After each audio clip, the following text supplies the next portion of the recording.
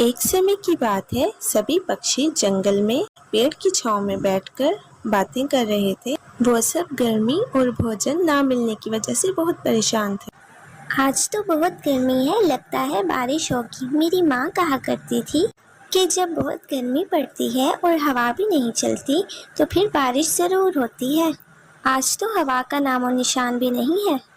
हाँ, मेरी दादी भी यही कहती थी कि जब बहुत गर्मी होती है और हवा नहीं चलती तो बारिश ज़रूर होती है। अरे हाँ तोता भाई, बहुत गर्मी है, नदी का पानी भी सूखता जा रहा है। दोस्तों, अब ये सोचो कि इतनी गर्मी में हम भोजन लेने कहाँ जाएं? मुझे तो बहुत भूख भी लगी है।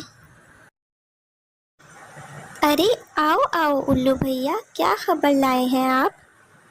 मैं तो बस यही यहाँ बताने के लिए आया था कि अपने भोजन का इंतजाम कर लो, आज बारिश होगी। सभी पक्षी अपनी अपनी तैयारी कर लो। कहते ही उल्लू अपनी जंगल की ओर निकल जाता है। मेरी माँ ठीक ही कहती थी, आज बारिश होगी, बहुत मजा आएगा।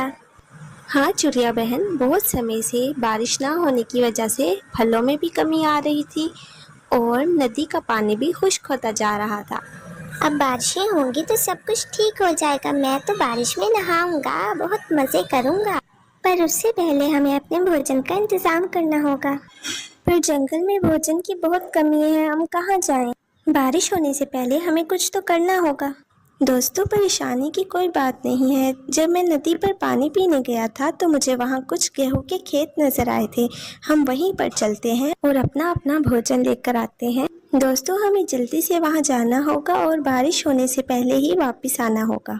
अरे वाह, तो फिर देर किस बात की, चलो चले जल्दी से हम वहाँ, ताकि समय पे वापस भी आ जाए। तीनों दोस्त फिर भोजन के लिए निकल पड़ते हैं। रास्ते में उनको कौवा और कवि मिलते हैं।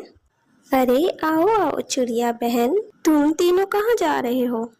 पास वाले जंगल से उल्लू भैया आए थे और उन्होंने कहा बारिश होगी तो हम सभी पक्षी अपने भोजन की तैयारी कर रहे हैं, तुम भी चलो हमारे साथ।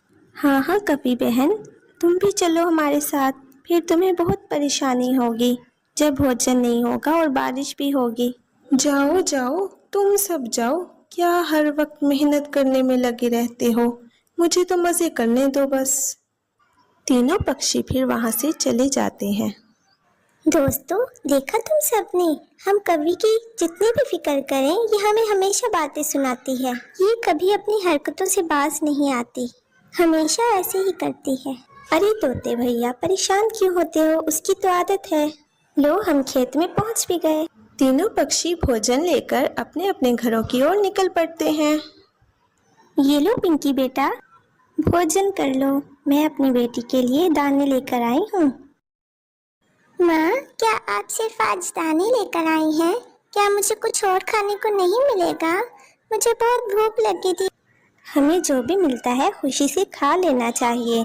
कुछ पक्षियों को तो खाना मिलता भी नहीं है, समझी बेटी? हाँ माँ, मैं समझ गई।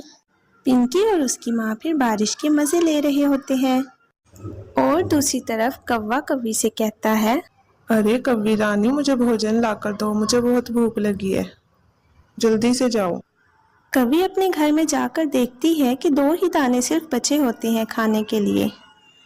कवि परेशान होकर कहती है, अरे कौवा जी से क्या कहूंगी कि सिर्फ यही भोजन बचा है, वो तो बहुत नाराज होंगे, उनकी तो भूख भी नहीं मिटेगी, इसमें मुश्किल से गुजारा ही होगा बस अब।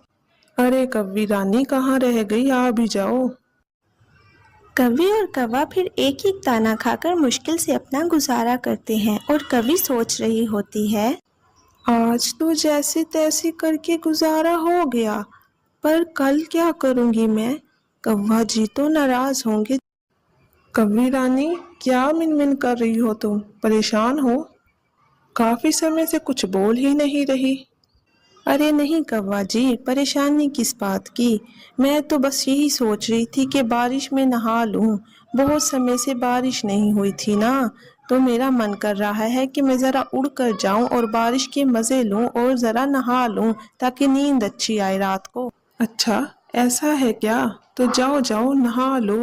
कवि फिर कव्वे को बहाना करके भोजन की तलाश में निकल जाती है और वो भोजन की तलाश कर रही होती है और बारिश में भीग रही होती है, उससे उड़ा नहीं जा रहा होता। वो बोलती है, अब मैं भोजन के लिए कहाँ जाऊँ? मुझे नहीं लगता कि मुझे भोजन मिलेगा आज।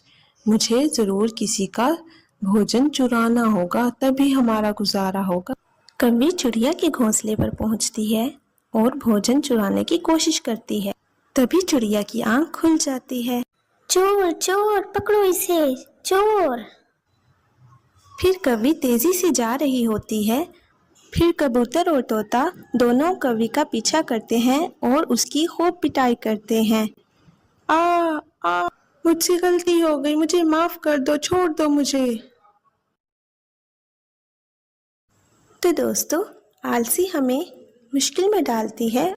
हमें हर काम वक्त पर करना चाहिए, इसी में हमारे लिए बेहतरी होती है।